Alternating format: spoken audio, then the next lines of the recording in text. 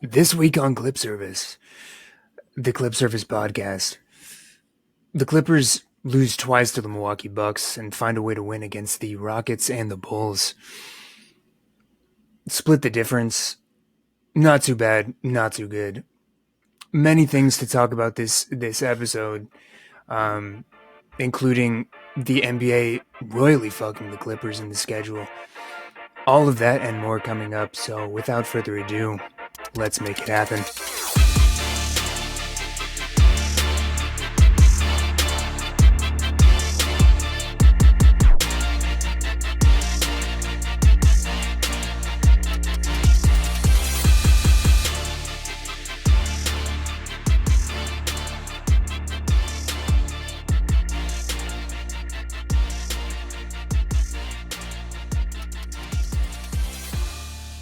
Welcome, Clipper Nation, and welcome to the Clip Service podcast.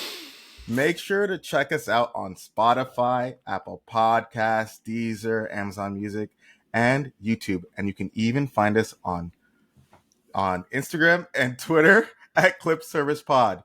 My name is Rolla. This is Nick. Today we're joined by the great Connor Bell. Let's get right into it. Nick, take it away. Let's get right into it. Yeah, guys, this is the Clip Service podcast, the podcast where we just sit around and talk about our favorite team. Our favorite team went 2-2 over this stretch last time we talked, losing to the same team twice. Kind of sucks. The first time was a lot more upsetting. This last time around today, the Clippers played an early noon game, which we will talk about on what's going on.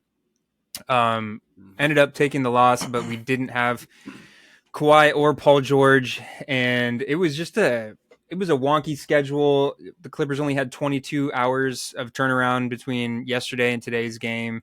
The NBA should be ashamed, not taking account of daylight savings and all of that. But we will talk about that coming up on what's going on. So Connor, you want to take us away into our favorite segment? What's going on? What's going on, Clipper Nation? We're just going to review what's going on inside the NBA, a little bit about some updated news with the Clippers before we get into our preview for next week and talking about this week's games. So I just kind of want to start it off with you guys talking about the Lakers and D'Lo and his public statement that he made after the game. After scoring 44 points and just carrying the team on his back, he's saying, "Public humiliation has molded me into the killer that y'all see today. I never lack confidence. I never fear confrontation. I want all the smoke." Rolla, I have a question for you. Yes, sir. Go on. Should PG get the same amount of bullying as D'Lo does for the Lakers? Yes. As we all know, guys, just to preface, Rolla is a big fan of the Bully PG campaign. Of course. So, that's a fair question, Connor. It's the only way to get Paul George to respond. That's the only way he takes criticism. And we've seen him every season, starting with the bubble season. We bullied him into depression. The next year. Wait. He was already depressed. No, let's not. He was depressed, but we bullied him into an even darker place. And the next year, what did he do? Go on, Nick. What did he do the next year? What did he do? First time in Clipper history. I don't think That's all I gotta say. I don't think the bullying was a part of that. The bullying is a part of it. It's because for some reason he gets his brain. You see, fine, whatever. The internet is Connor should back this because Connor is in the field of mental health. He's mental health. What's that? Mental health. Is in the mental health field. Mental health field, yeah. Yeah. See. I understand that, but that's what he signed up for. That's when you're in the public eye. He signed up for bullying. And of course, when you're in the public eye, you expect to get some sort of bullying, some sort of. Imagine if there was like a bullying clause that players had to sign. Let's be real. If you're a celebrity in any way, shape, or form, you're gonna get that. That's just a fact of life. And the only way Paul George responds is through going through something like that. And every season we do bully him or we do talk about him in a bad light. he comes back and responds and he plays better. Okay, but look at like I don't think that works for every player because look at what the But I'm Lakers saying did. it works for Like, Paul George. you think? Okay. Yes. Because I think Connor, before you touch on the mental aspect of this and Sure. use your professional prowess, I do want to say that I don't think that our Western Conference run, led by Paul George, who was fantastic, I don't think that had anything to do with bullying. I think it was the fact that our best player went down. Reggie Jackson was playing at an all-time level, and the writing was on the wall. You know, Reggie Jackson's not going to be able to carry a team to the Western Conference Finals. Paul George knew he had to step up. And Paul George, despite what a lot of people say and a lot of what the stigma is around him, Paul George has had more successful playoff runs than not successful playoff runs. You know, what the measure of success is very subjective, but I would say that Paul George has been more successful than not in the playoffs. And it showed that year, obviously. And you know, it was everybody bought in. Reggie Jackson was bought in. Terrence Mann, as you know, was bought in. And if we did have Kawhi, there's a chance that we would have won the championship that year. But I don't think that Paul George doing what he did had anything to do with bullying. Then how did he turn around so easily? Well, How did he go Well, from okay. pandemic P? Okay, to Connor's being- Connor's and turn. it's- Connor's sorry, turn. let me just get this. Let me just get It's this in really Connor's quick. turn. Let me just get this in really quick. How did Okay, he go so from that- being pandemic P to being? It's not like Kawhi was injured the entire playoffs. He played well the entire playoffs, and he played well the entire year. Remember, Devin Booker was talking shit to him in that one game to start the season, and he was balling the entire season. Sorry, go on, Connor. Well, you know, I actually think it's kind of a combination of what you two said, you know, because I think the phrasing of what Roll is saying is kind of hilarious, but at the same time just makes it worse. I think he just I'm just probably being real. I know, but I think he responds to the criticism. And I think he's one of those players that does, you know, look at their Twitter and looks at like what people are responding, just like KD and his burner account. You know, we've seen it before with a lot of these players and what they care about what the fans say. And, you know, it's true. I think everyone's like not immune to what people say about them. Of course, I think phrasing is important because we don't condone like some of the harsh shit that's out there towards players. I think it can Yeah, be I mean the death threat, like Laker fan death threats, or yeah, like that's pretty bad. the shit No. that people. No, not Like- not the death threats, but the public humiliation part of it. That's what I was referring to. Not obviously, I'm not condoning people to call out for Paul George to die, bro. Okay, yeah. I mean, Okay. but like, Yeah, let's but I call feel like out Paul that he's George playing does bad. get. I feel like Paul George does get enough humiliation, public humiliation. But I'm saying that when he got the pandemic P nickname, was when he played his best basketball. Connor, continue. Ever since then, Yeah. I mean, Well, I mean, maybe he just had to prove, like we were saying, he just had to prove everybody wrong. And, you know, but I also think Exactly. it came with the competition, though. And I think probably a lot of coaching, I would hope, you know, going into it and telling PG, like, you really do have to step up. Like, this is your time. And maybe it was just more vocalized at that point once they were playing, you know, after all the slander and everything. But Yeah, see, that's where I agree. I think that it was like everybody was bought in, and like the coaching, you know, Paul George was put in a position to really succeed by the coach too, right? Like, Mhm. you know, many times throughout those series in that playoff run, you know, Ty Lue would put a guy to space the floor around Paul George. He would run Nico at the 5, and Paul George had a multitude, and that was the best.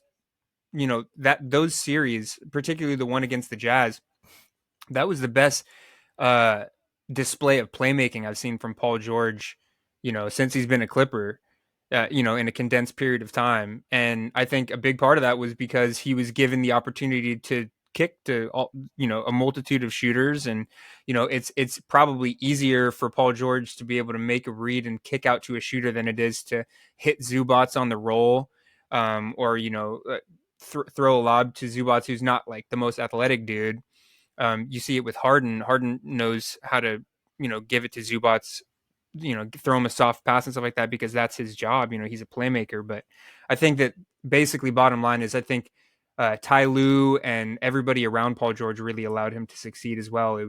There was a lot of factors that went into why Paul George was as good as he was during that playoff run. But Yeah, that is neither here nor there. Everybody has For a those of different you point. that agree with Rolla, or for those of you that agree with me, let us know in the comments below, and maybe we'll squash this beef once and for all. Yeah. Okay. All I'm just right. saying it's not Well, a coincidence, you know. I guess it Okay. remains to be seen for this season. Yeah. Maybe that'll be the fight. What do we got next, Connor? Yeah. Let me take a look. So we talked about that. Just an update, kind of a topic point. Lonzo Ball has been medically cleared for advanced basketball activities. So how long? I'm going to ask you guys because I don't even know for sure. But how long has it been since he's played?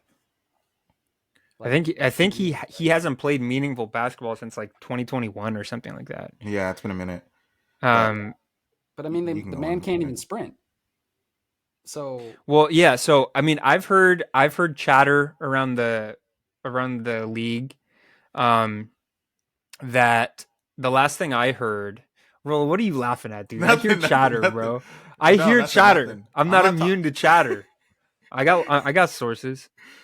Um, no, but I from what I understand, uh, the shit that Lonzo Ball has been going through for the last couple years has been pretty much unique to his case in the sense that he's had a lot of specialists look at what he's going through, and apparently most of the doctors, if not all of the doctors, or the medical professionals that have looked at his condition say that like they really haven't seen anything like that to the degree that it is, and there's just like a from everything that I've heard, there's a level of pessimism about his like recovery process and whether or not he's going to be okay to play high level basketball. I mean, I think that there's a chance that he comes back and he's kind of a shadow of himself, and maybe he plays a year in the G League or something like that to ramp up his process. I'm kind of skeptical, and I would love to be wrong because I really do feel for Lonzo. yeah. He had a lot of pressure coming into the league. A lot of that was put on him by his dad, and like the flack that his dad would always catch for saying stupid, outlandish shit. And he really molded his game into like he became a very, very good, if not elite, 3-and-D point guard. He changed his jump shot around. He really learned how to defend, use his size to defend, and he was looking really good for the Bulls early on in his like tenure. And to see him go down, it sucks. And he's been working his way back, and he seems like he's really focused on trying to get back, but I'm kind of skeptical on his return, like in general, to be honest.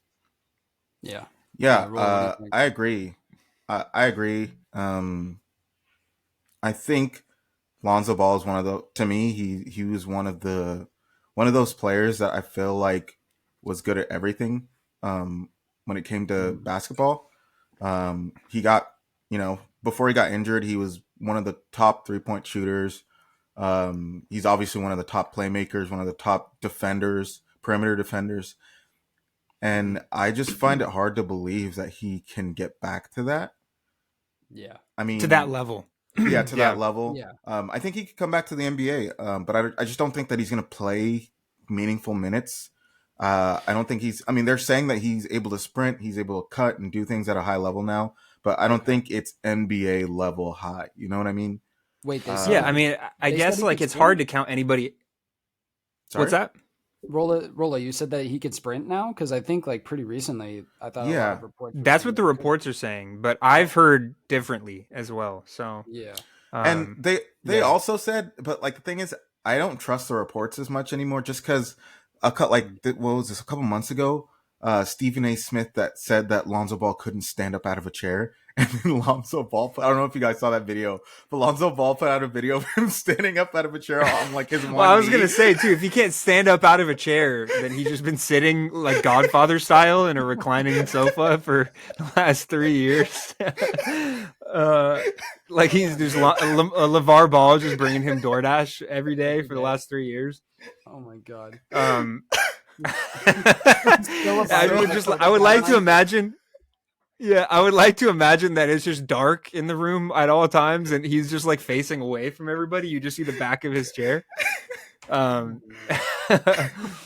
yeah, no, Well, no, but I agree with Rolla in the sense that I'm skeptical of the reports. I think that, you know, the Bulls camp is probably trying to instill optimism just to boost morale, to show that the franchise is heading in a positive direction. I mean, this is a franchise that has been teetering on the edge of blowing it up for the last like year, right? And so the last thing that they want to hear or fans want to hear is, oh yeah, your starting point guard is probably not going to come back.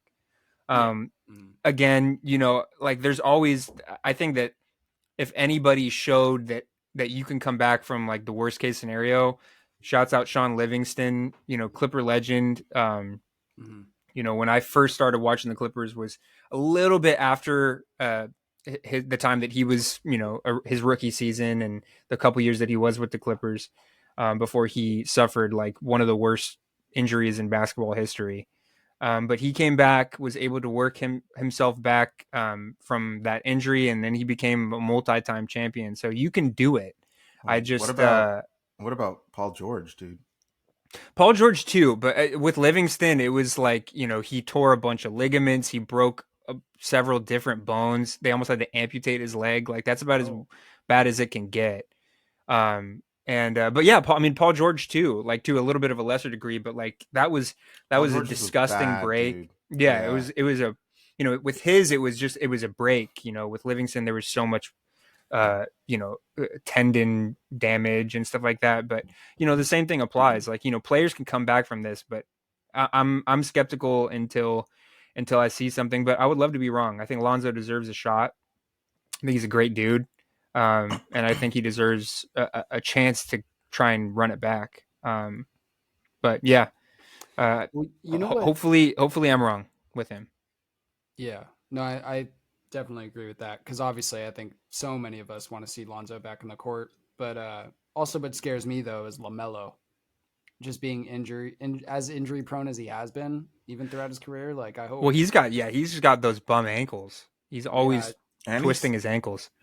I think he's I don't just know. also very small, or I don't want to say skinny, but like I just feel like he's No, got to bulk up a he's little bit slight to. of frame, I would Yeah, say. I feel like you got to bulk up a little bit to reduce those injuries from happening. There's like physical therapy to build like certain muscles in your body to make like injuries like to make you less injury prone. So He should just like work out only ankles, and so yeah, he dude. So comes he back just next year, and he's got those tree trunks, and he can barely move, but those ankles are thick, dude. He'll be fine. I mean, he's got to figure out. He's got to talk to Steph Curry's doctor, bro, like on some real Yeah. shit. True. Well, no, Because Steph Curry came into the league with bad ankles. Like that mm-hmm. was like one of his bigger knocks. Like, Yeah, and Steph Curry hasn't had an ankle like a legit ankle injury in a while. I feel like so. I mean, yeah. I Except feel like for it's something you just can. recently, he hurt his ankle. Oh, really? Yeah, but there hasn't been anything like season ending or Oh, like right. Yeah. super Yeah. significant. Like, No, totally. Yeah. Well, speaking of, but yeah, I mean, go ahead. there's a couple injuries Mhm. throughout the league that are the injury bug's coming back in full force. I think Yeah. Ben Matherin's out. Mhm. Season-ending yeah, season-ending soldier injury. No, He's on season-ending the front shoulder lines, injury bro. for Ben Matherin, which is a tough blow to the Pacers. He's looked really, really good. I think it's his second year in the league. But yeah, averaging 14 points, 4 rebounds, 2 assists, shooting 44% from the field. He's had a great season. Mm-hmm. And outside of what's on the court, he's really showed an edge. He wants to be really good. There was that scuffle with Jaden Ivey in the Rising Stars Challenge. Love Jaden Ivey too.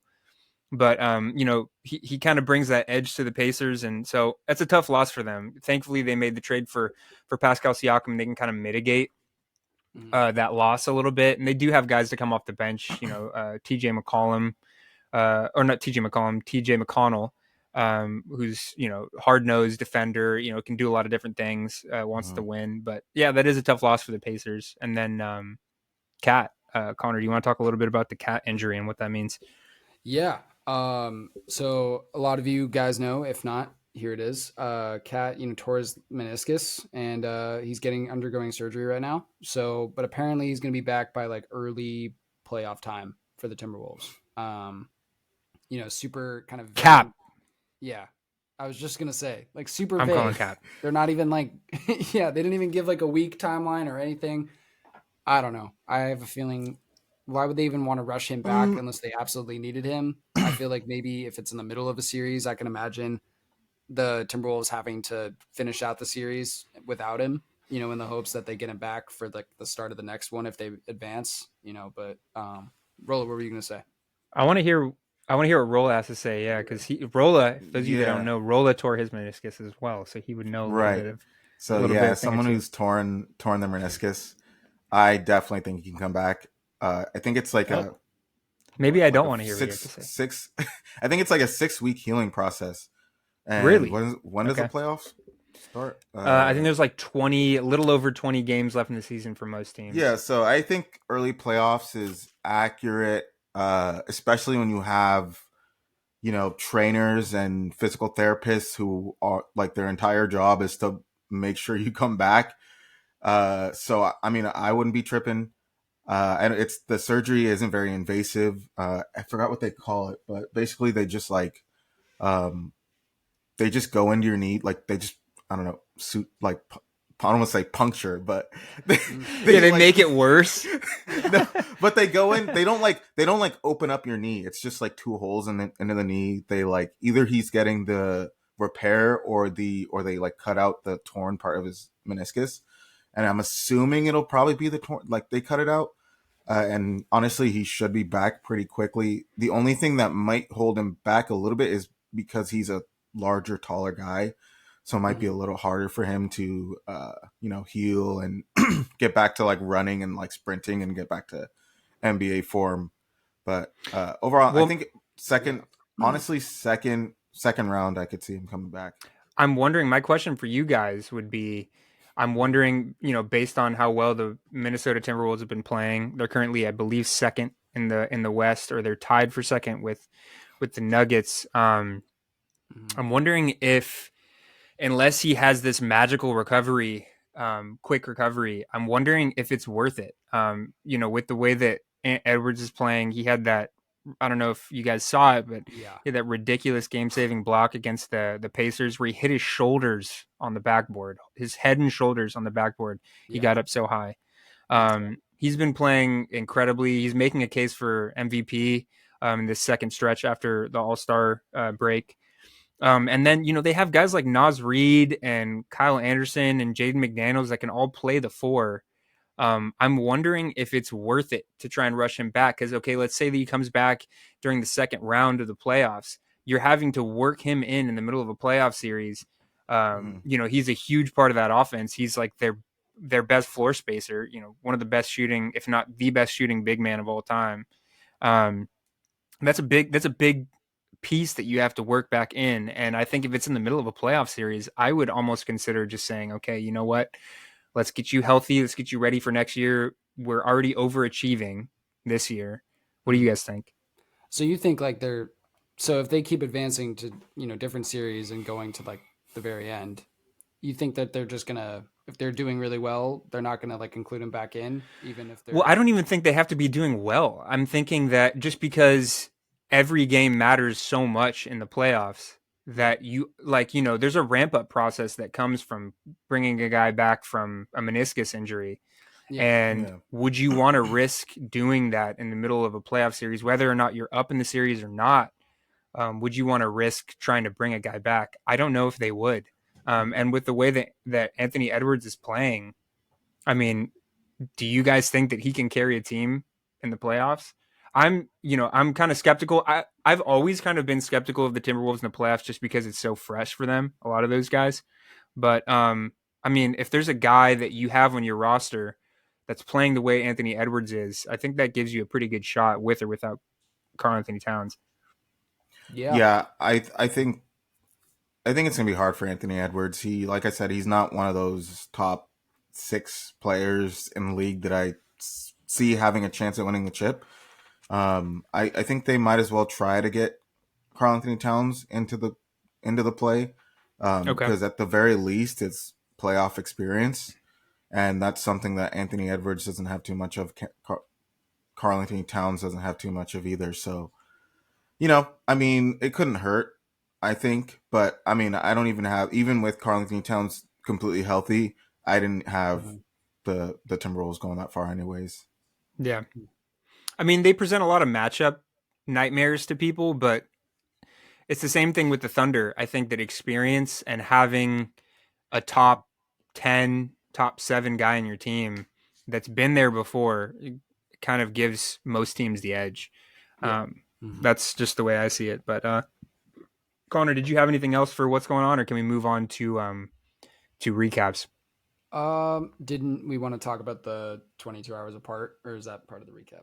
Oh yes, actually, we're just gonna briefly touch on this, and then we'll touch on this again when we review the game, when we recap the game from today. But Mhm. the Clippers, basically, for those of you that don't know, they played the Bulls yesterday at 1 o'clock. Then the Clippers went back and played. Was the game in Chicago? Do you guys know? Let me check. I can't remember. Yeah, Yeah, I'm so not it was sure. in. So no, oh it's in wait, no, it Chicago. was at home. It was at home. Mhm. But regardless, we played the Bulls yesterday at 1 p.m. Then we went, and for those of you that also don't know, there was we have daylight savings this last night, or today's the first day of daylight savings, so Mhm. we lost an hour. And then the Clippers played today at 12 o'clock, so there was a 22-hour turnaround between games. And from everything that I understand, Brian Seaman touched on it in the broadcast yesterday as well. That shouldn't be legal, based on NBA policy. I think you're supposed to have 24 hours at least of turnaround time between games on back-to-back games. The Clippers didn't get that because of, I think, the Oscars, and then the Lakers play the Timberwolves tonight. That's fucking bullshit. I Yeah. think that whoever is in charge of scheduling these games should be cognizant of that. Um, and I think if it was any other high, uh, you know, any other team with, a big market team, or with high viewer numbers, I think it would be different. But because it's us, I don't know. I'm biased, but I think that the NBA likes to turn a blind eye to that, and it pisses me off. But we will touch on that more when we recap the game from today. So let's go ahead and just jump right into the recaps. Speaking of the Bucks, we played them twice this week. As I said up Mm-hmm. top, we lost both of those games. This first one was a real letdown, in a lot of different ways. It was the first time we played Doc Rivers, I believe. I think it was the first time we played Doc Rivers Bucks, since he came to the team. And the Clippers saw themselves with a lead going into the fourth, or in the third, and that all went away after Damian Lillard and Bobby Portis beat us. We had everybody healthy, I believe, in this one, and the Clippers lose 113-106.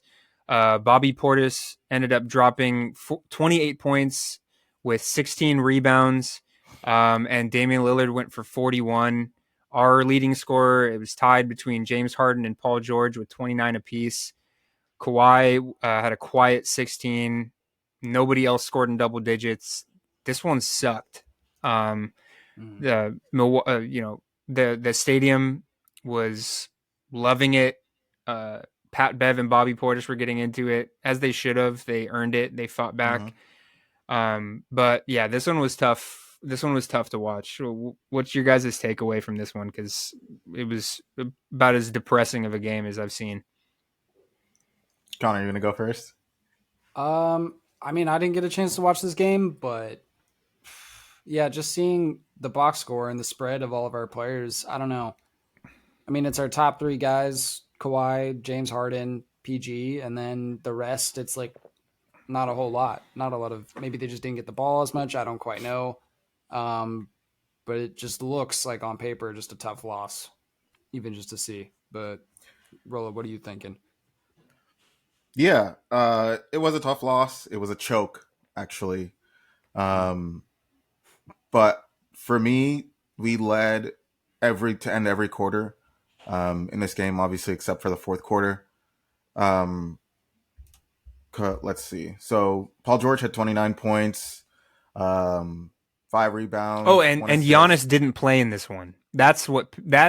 Giannis and Middleton were out, That's right. and we lost to Bobby Portis and Damian Lillard. Right. That was the caveat in this one. Kawhi had 16 points, 5 assists, 4 boards. Zoo 6 points, 4 assists, 11 boards.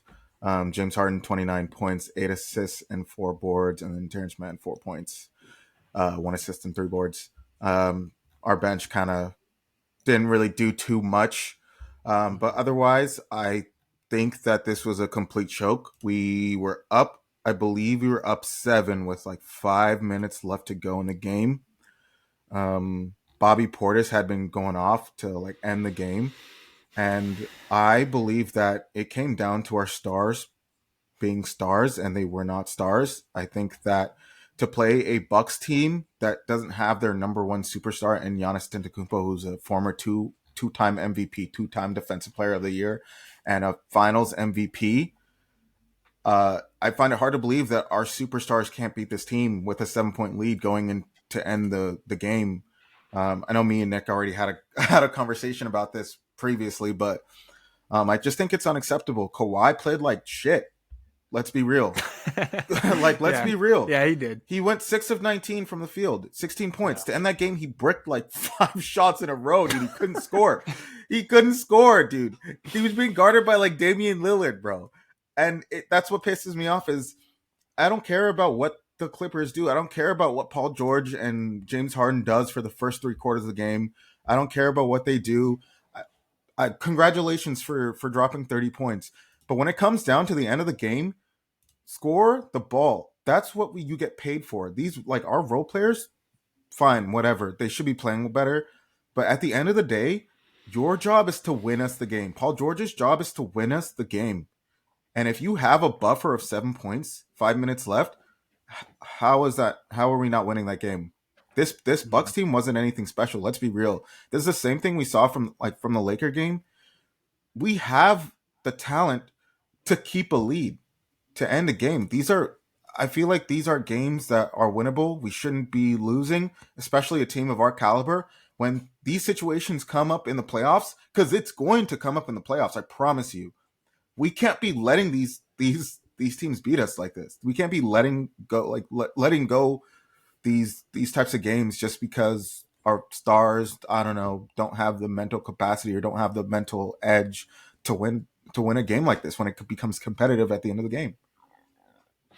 Yeah, I agree, and it makes losses like the one today where we don't have Kawhi and we don't have Paul George, it makes them worse because you go into a game like the one today where we don't have Kawhi, if we don't have Paul George against the Bucks who did have Giannis this time around. It's a close game, but we lost. You would normally, under normal circumstances, you would say, okay, you know what? We lost. We didn't have our 2 best players or whatever. We'll chalk that one up to just being down star power. But when you have losses like this one, and you have losses like the one against the Lakers and stuff like that, it completely mitigates that, and every win becomes important, even the ones where you don't have your best players. And the pressure is so much greater to win games where, like today, we're totally the underdogs. And we didn't have Russ, no Kawhi, no PG, but the emphasis to try and win those games is so much higher when you lose games that you're supposed to win. So yeah, this one was frustrating. Connor, did you have anything you wanted to touch on this one, or? No, I just like that last part you said. That's pretty damn accurate. But... Thanks, buddy. Yeah. The Clippers were able to bounce back. This game was kind of ugly, as was the one against the Bulls, but we'll talk about this one first.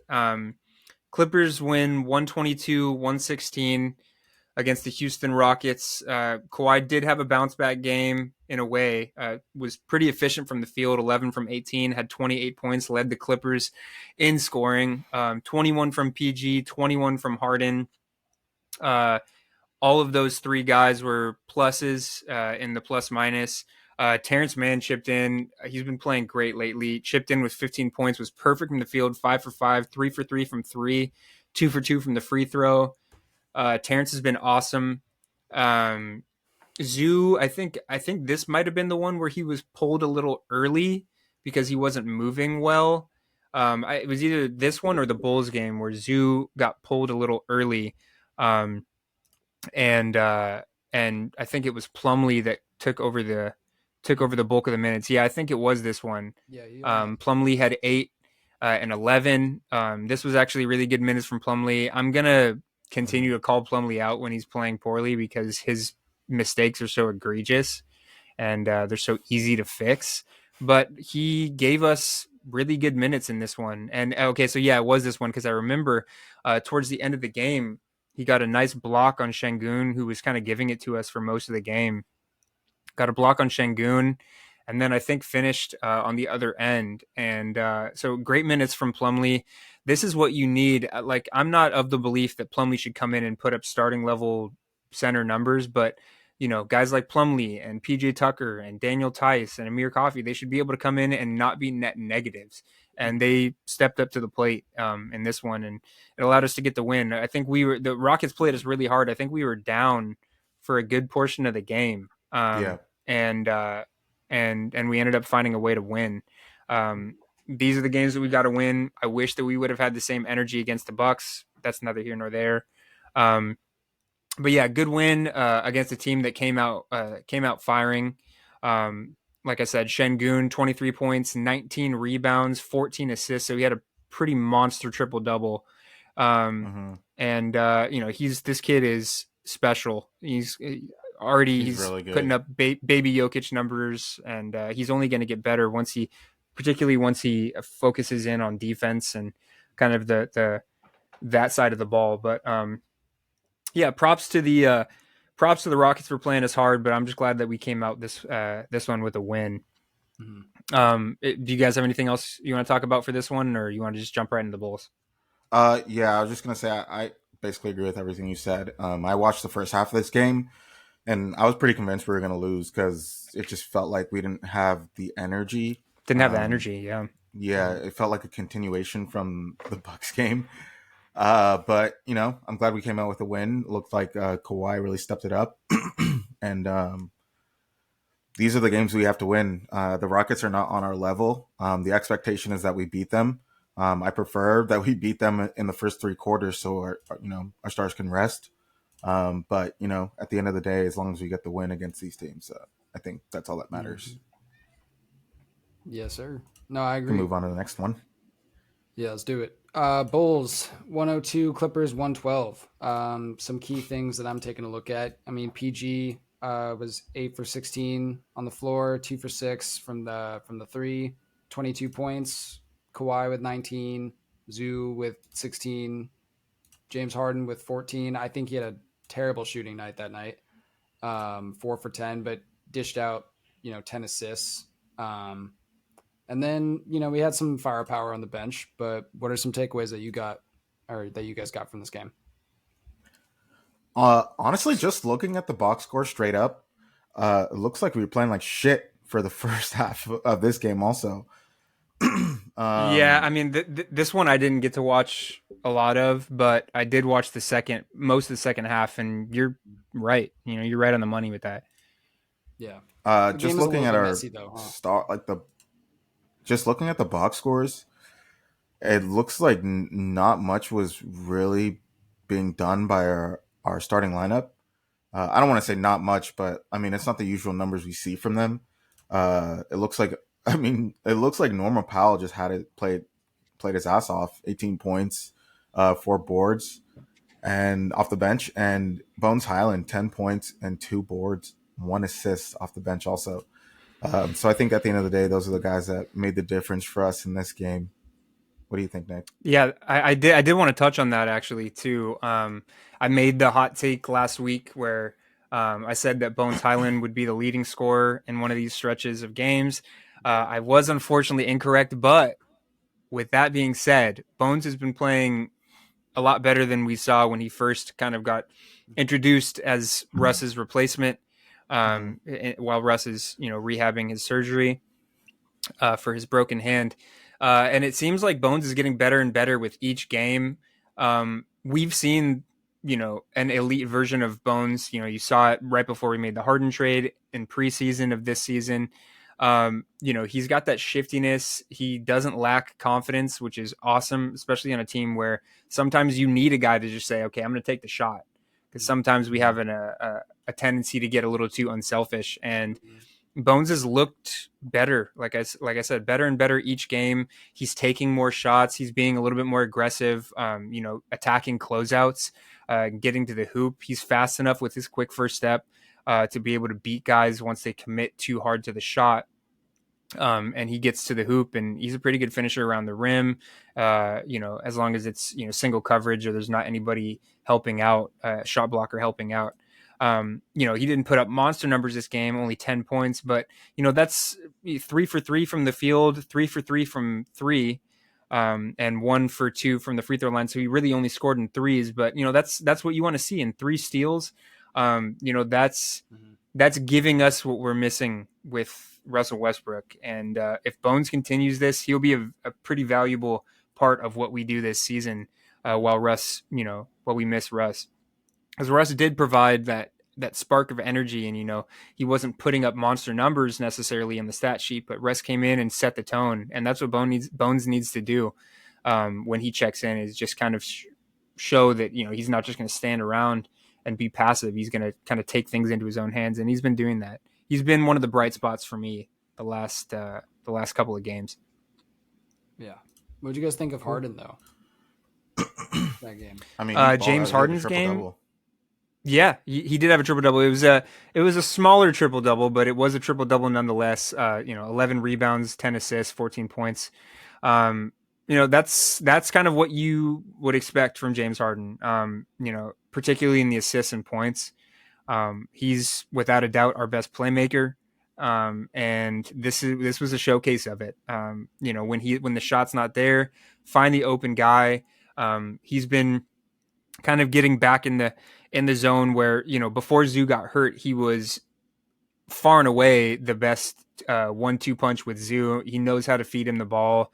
He knows how to give it a little bit of, loft, an easier pass to catch. Zoo doesn't have the best hands, but Harden knows how to dish it to him the right way.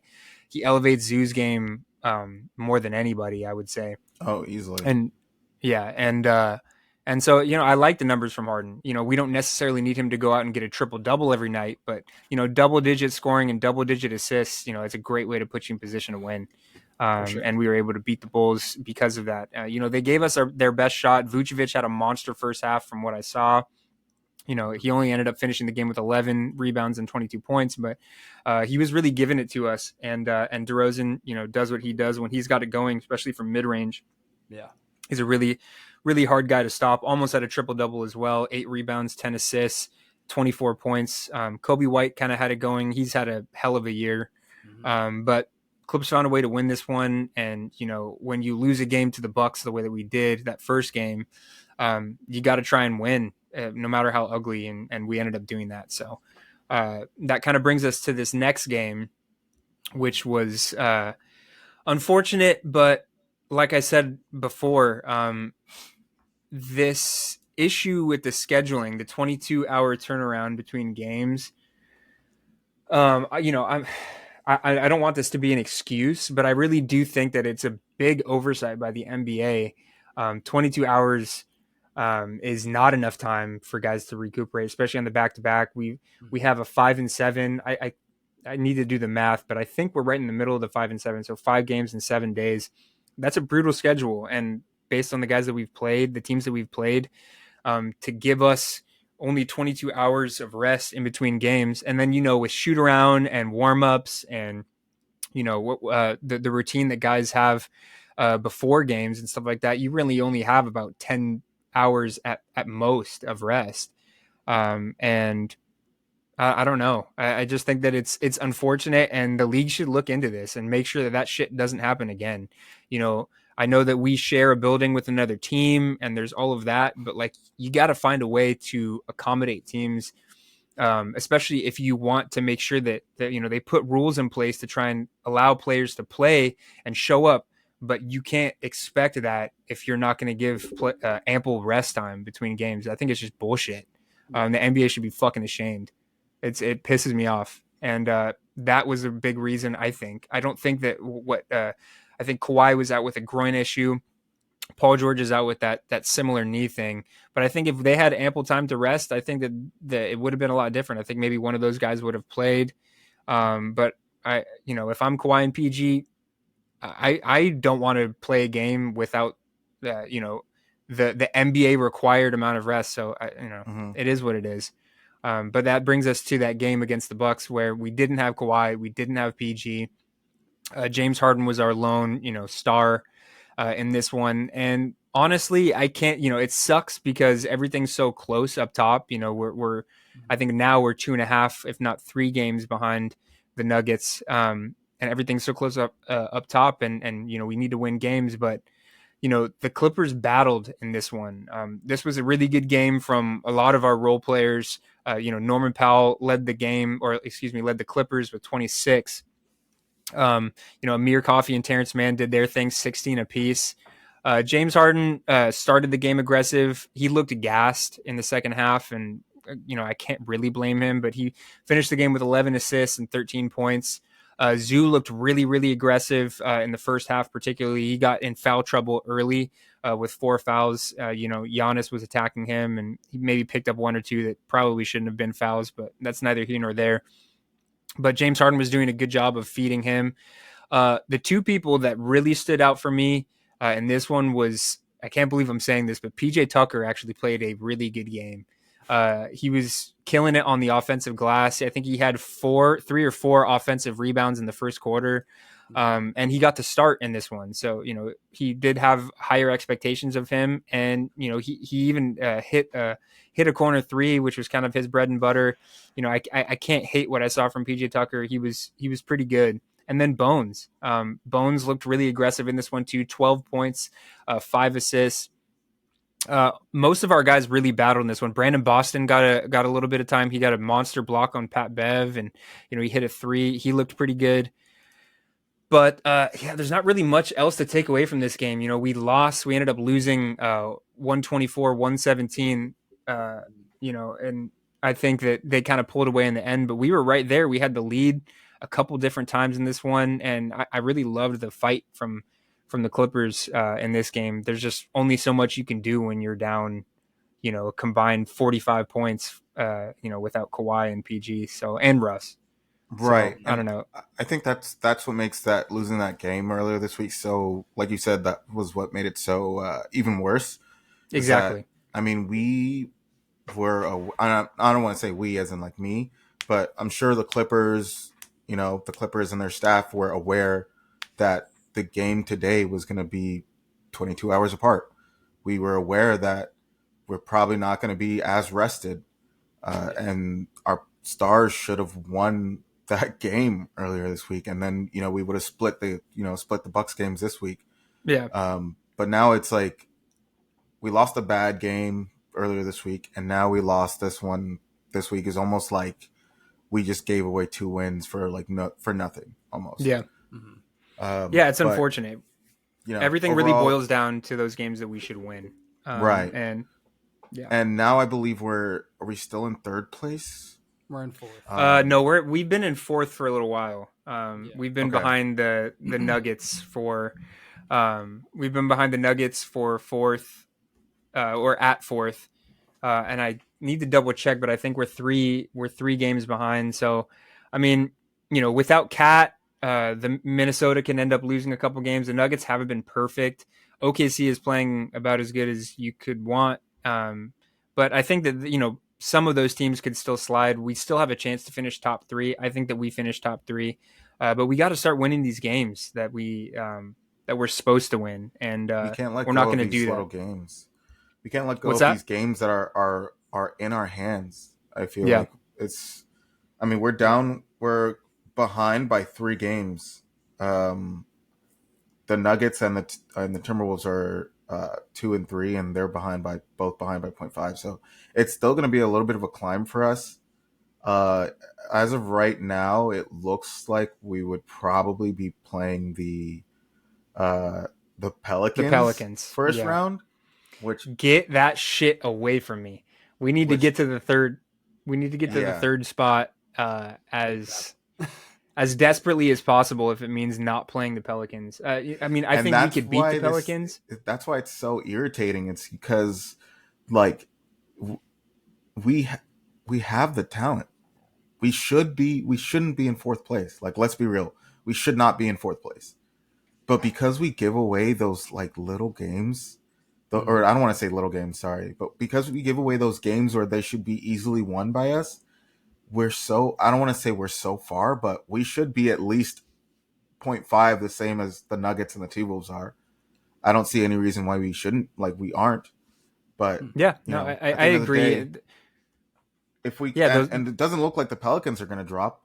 I think that I honestly think this is going to be the first round matchup. If I'm being completely honest, I mean, if we can get to the third seed, that'd be fantastic. If the Timberwolves can start losing games, then we can get there. But as of right now, I don't really see that happening. Man, well, we'll cross that bridge when we get there. I really hope that doesn't happen. But guys, we're gonna take a second to cool off and try and shake off the Sunday scaries after thinking about a possible first round matchup against the New Orleans Pelicans. Right after this, we're gonna get back into a quick sum up of the previews for next week, and then we're gonna get into hot take, shot take. So we will be right back.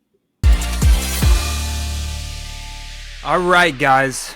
We are back. We're going to jump into previews real quick. So the Clippers, we're going to cover 3 games, the fourth of which would be against the Atlanta Hawks.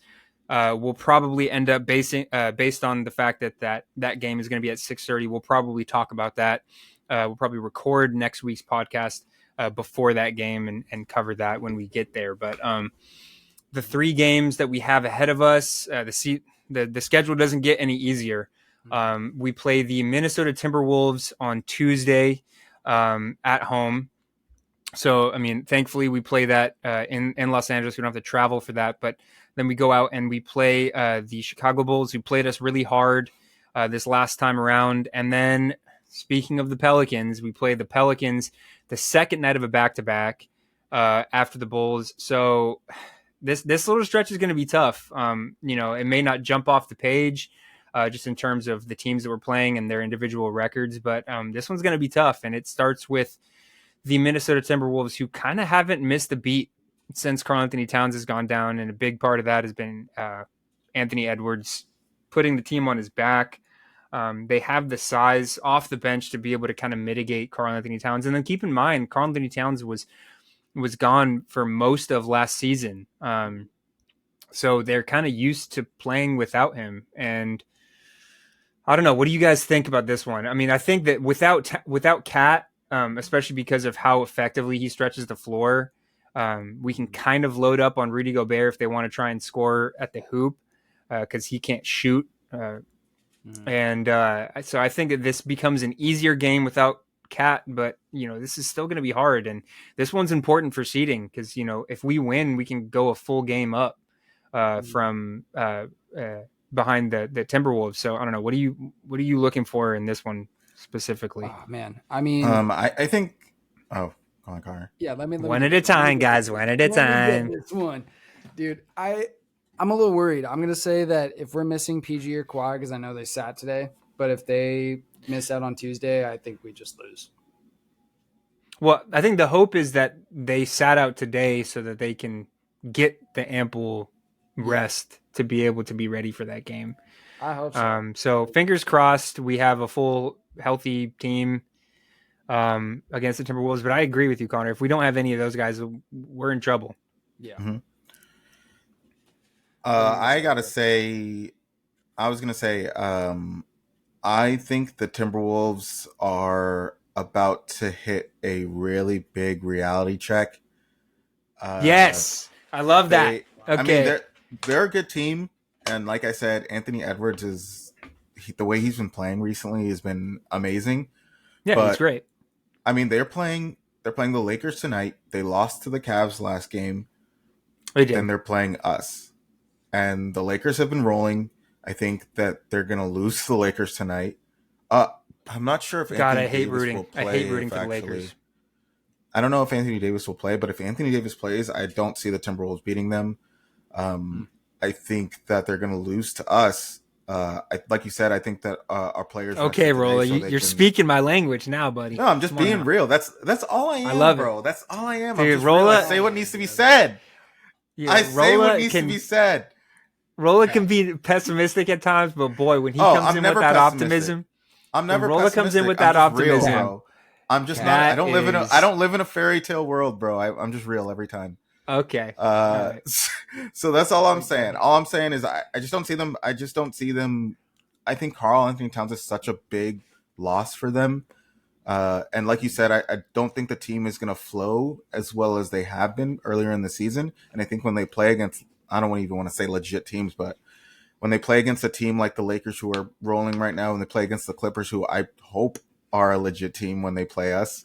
As you can tell, sometimes we like to play like shit, so you never really know. But I think that they're about to lose 3 in a row. I mean, obviously they lost Caps, and then the next 2. Damn. Okay. Well, Okay. that you got me amped now, Rolla.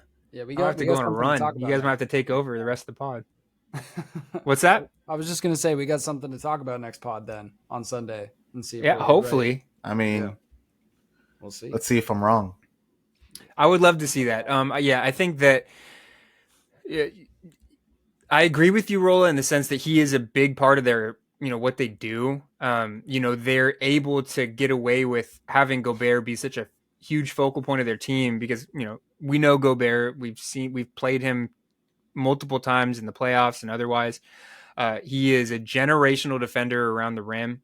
But he really lacks an offensive game outside of lobs and easy layups and dunks, and sometimes he doesn't even make those. So, if now that you don't have to honor Karl Anthony Towns, behind the arc, I think that you can load up the paint a little bit more. And Kyle Anderson is who they've been going to at the 4, from in the short amount of time that Cat's been gone. And I was looking at the numbers from Kyle Anderson behind the arc, and he doesn't take a ton of them, and he really doesn't make a high volume of threes. So unless they play Naz Reid, if they start Naz Reid, then we might be in trouble, sort of. But I think that their whole thing is, Rolla just typed in the chat that Connor's door opened behind him, so confirmed. Connor's house is haunted. For those of you at home, I'm actually kind of scared. For those of you at home that just saw that, give us a shout out because I missed that. But now I'm looking, and Connor's door is confirmed ajar. So anyway, I do agree with you, Rolla. I think that we could take advantage of the Timberwolves not having Karl Anthony Towns. The ghost of Karl Anthony Towns is standing behind Connor right now, trying to tell me otherwise. But he wants to chime in. Yeah, I think this is one that we can win, but I'm not going to take this team any more lightly than I would if they did, because they're that good on defense, and Anthony Edwards is playing at an elite level. So hopefully we take this win. Connor, did you have anything that you want to touch on with this one? No, I just think the Timberwolves are always going to be a tough matchup. They're pretty physical and they've got the guys, so it's just important that we play equally as strong and just try to see it through and then move on to the rest of the week. They do have the guys. That is confirmed. Chicago Bulls is the game after that. We do get a game off between those 2 games, so hopefully we take advantage of that little bit of rest, and we do play the Bulls in Chicago. Hopefully it goes a little bit different than the last time we played against the Bulls. We did take the win, but it was kind of a rock fight until the 4th quarter. So let's take care of business with this one. Vooch really made a statement in the first half against Zoo. So I'm really hoping that Zoo kind of sets the tone. Zoo is incredible tonight against the Bucks, despite the loss, or today against the Bucks, despite the loss. So hopefully he can kind of continue that stretch, not only against the Timberwolves, but against his Bulls team, because Vooch definitely outplayed him in that first half.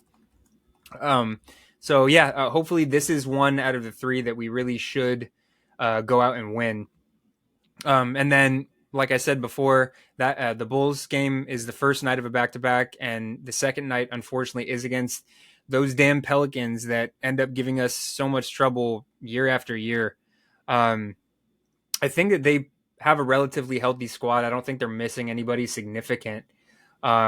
And it seems like against the Pelicans, it's kind of a pick your poison thing. If it's not Valanciunas hitting a career high amount of threes behind the arc against us, it's Brandon Ingram from mid range, or CJ McCollum from behind the arc, or it's one of Herb Jones and Trey Murphy lighting it up from three. So I think that, I mean, as long as their role players don't have monster games against us, which is always a possibility, I think the general plan of attack needs to just be cut the head off the snake and get Brandon Ingram out of his kill spots, and then just try your best to keep Zion out of the paint, because Zion was a big factor the last game that they played against us. I think he went for like 10 or 12 straight, attacked Plumlee every time. So if we have a healthy and engaged Zoo in this one, I think that would go a long way in keeping Zion out of the paint. And then if we have one of Paul George and Kawhi, I really would like to see Kawhi and Paul George kind of step up a little bit more in guarding the opposing team's best players. Mm-hmm. And their best player, in my eyes, is Brandon Ingram, especially when he's got it going from his spots. I mean, he's become such a good mid-range shooter and getting to his spots. So, yeah, I think that those two need to be a point of emphasis. And then whatever random shit happens, like it always does with the role players from the Pelicans, you kind of just have to let happen. You know, you can't go out and try and double team Jose Alvarado, whether or not he's hitting, 3 or 4 threes that night. You can't overreact to that kind of stuff. So really just set the tone, shut the stars down, and hopefully that we can take this win, because if we do have a first round matchup against these guys, which I really hope we don't, we need to show them that we can beat them. So I think that a win against this Pelicans team would go a long way for more reasons than not. But yeah, I think that kind of about does it for the preview section of our show. Let's hop right into hot take, shot take. Do you guys have your drinks of choice, or do we need to take a quick break? I think we need to take a quick break. Okay, we're going to take one more quick break, guys. We're going to jump right into hot take, shot take, and then that'll do it for this episode of the Clip Service Podcast. So we will be right back. All right, guys, we are back, and we are just about wrapping up the show, but we would be remiss to not give you guys the good old segment of hot take, shot take that we know you guys love and cherish. So I'm going to go ahead and start it out. My hot take, shot take on episode 20 of the Clip Service Podcast is wait a minute, we're on episode 20? We're on episode 20.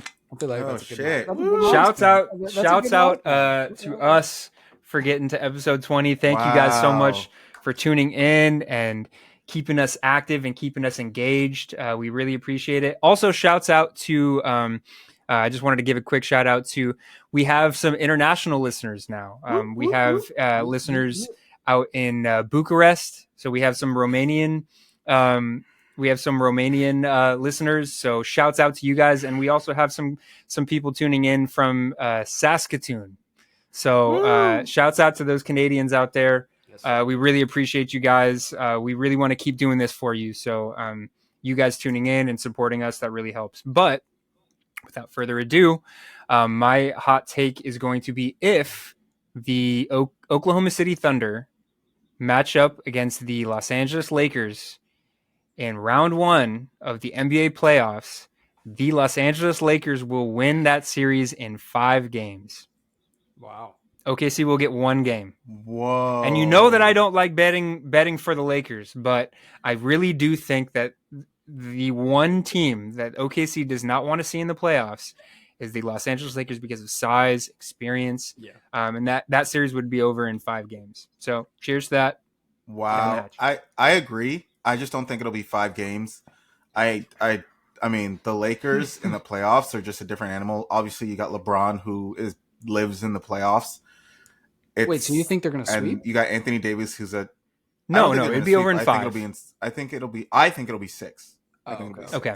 I think Shea can win them too, but it's. I mean, you can't. It's hard to beat LeBron and Anthony Davis. Also coming back to LA and dealing with the LA crowd. Whether it's Lakers or Clippers, shout out to the LA crowd. You guys bring it.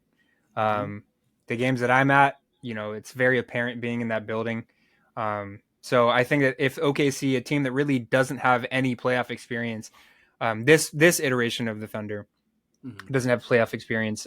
Going into a sold out Laker crowd, I think that's enough to make a lot of those guys kind of question their ability, and I think the Lakers can take care of that pretty quickly. So that's my hot take. Okay. I actually don't totally disagree, even though I would hate for that to happen in my soul. But Yeah. The Lakers are, a clutch team, and we've seen it time and time again in playoffs. So I agree. Rolla, All right. take it away. Am I? Oh, I'm going next. All right. Or you want me to go? Or what? So- What do you want? No, I'll go. Okay. My hot take is if the Clippers match up with the Pelicans in the playoffs, I think it'll go down. It'll be a 7-game series. And I think we'll win. But if we lose, Ty Lue needs to be fired the next day. Wait. Because we play against the Pelicans? But Why? Okay, tell me the correlation there. That just seems fucking random. This just reminded me of, what was this, 2 years ago? Or maybe, no, yeah, 2 years ago. 2 years ago when the Clippers played the Pelicans in the play-in game, and Ty Lue put Zubac on Brandon Ingram, and Brandon Ingram fucking torched our team and knocked us and kept us from making the playoffs. So, if I have to experience that again for an entire series, I need that man off my team. Why specifically Ty Lue, though?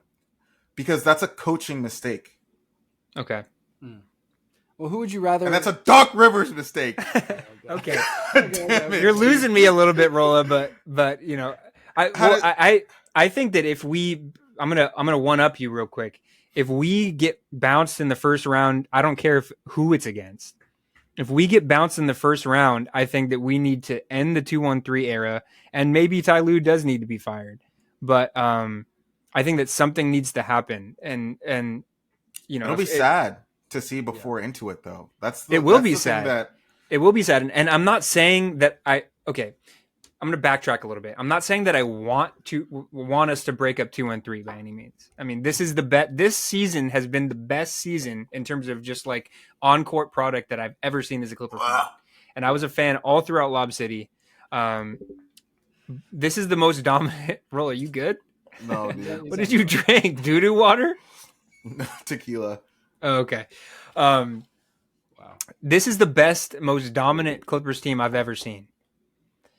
So, a big part of me would not want to see this core broken up. But at the end of the day, something's got to give. And if we get bounced in the first round of the playoffs, I think that it's bound to happen to break up some iteration of this 2-1-3 combo. So, I don't know. Although the bullying that Paul George would receive if that happened, the next season we'd probably win the chip.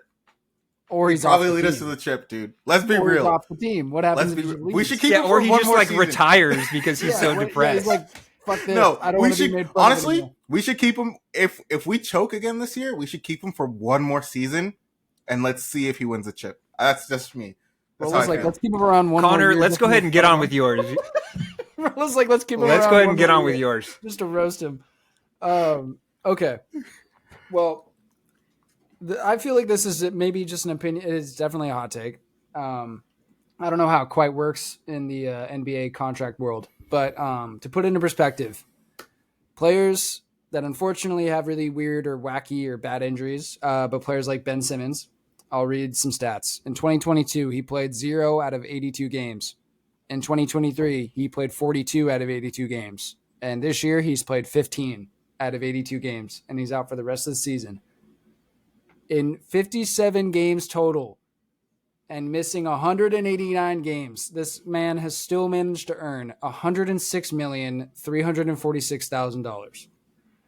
And I just want to say, Damn, down. oh, there's even more numbers to it. I'm not even getting that far. But it's just the fact that he's made that much money for not even doing a damn thing. Like, how do you just not kick him off the team? How do you, after a certain point, how do you just not drop him? Like, is that So what is your hot take? that he should have been kicked off the team in 2023? after that happened. I don't know at this point, or even Just after kicked this off. year. At this rate, I would have sold him. I would have traded him so fast after all that. If I was Just a get GM, lost, Ben. I would. Yeah, he would have been traded. It's tricky. It's tricky because I think the $1 million question with Ben Simmons is this. I think that his skill set is something that so many teams, in theory, his skill set is something that so many teams covet. He's a big point guard that can defend, right? His jump shot's not there, whatever. But you look at Giannis. Giannis's jump shot's gotten better, but he doesn't have a viable jump shot. But Ben Simmons, what he offers is he's able to guard 1 through 5. He can grab the rebound, push the ball the other way, and make a play or finish, in theory. So I think that because his skill set and what he theoretically offers is so tantalizing, that he's going to have teams taking a gamble on him. It's tantalizing, Finger licking good. Yeah, it's finger licking good, dude. I think that because of that, I think that a lot of teams are going to continue taking a chance on him. I think his value is going to plummet year after year if he keeps this up. Missing games and all this, because a back injury for a guy that size is no joke either. I mean, that was the reason why Michael Porter Jr. No, Michael Porter Jr. slid so far in the draft is because that he came into the league with questions about his back, and that freaks people out because back injuries are a real issue for guys, 6'7" and up. Yeah. And, so like it's tricky because if he is really dealing with back issues, then you can't really fault him. But, yeah, I mean, it's fair to say that he's collecting this massive paycheck and not playing games. But I think if he was just some scrub or some fringe role player or something like that, then yeah, he'd probably be out of the league. But I think that what he offers when he's healthy is so it's enticing to teams. It's tantalizing. And so I think that I don't think that it's I think that Ben Simmons is going to be hovering around the league for at least another 5 or 6 years. Teams are just going to keep trying to take a chance on him, and if the Clippers could sign him for a veteran minimum, I'd do it. So I don't know. Yeah, I don't think that he'll just retire and retire. But you make a good point. Like something needs to give because he's not playing and he's collecting this. But what you just said though is basically, yeah, we'll take him, but at the lowest possible amount that we could give him. Meaning you're compensating for the injuries where they're locked into the contract and they just have to forego. Well, that's what I mean. I think his value is going to go down. Yeah. If he keeps doing this, but I don't think he'll ever be out of the league for at least another half a decade. Because he's still young and he really does, when he's healthy, he does make an impact on the floor. So, so I'm going to take this down a little bit of another direction. All right, we're running out of time, so make it fucking quick. Absolutely not. The difference between Ben Simmons and like how we discussed earlier, between someone like Ben Simmons and D'Angelo Russell, Paul George, is that when they are publicly humiliated, the way Ben Simmons was in that Hawks series, the way Paul George was in the bubble, the way D'Angelo Russell was basically his entire career up until the Nets, is they came back and they balled out. The thing with sports is you have to have a certain mental fortitude. You have to have a certain mental strength to play the game. And Ben Simmons doesn't. He's terrified of playing the sport because he's terrified of being publicly humiliated like that.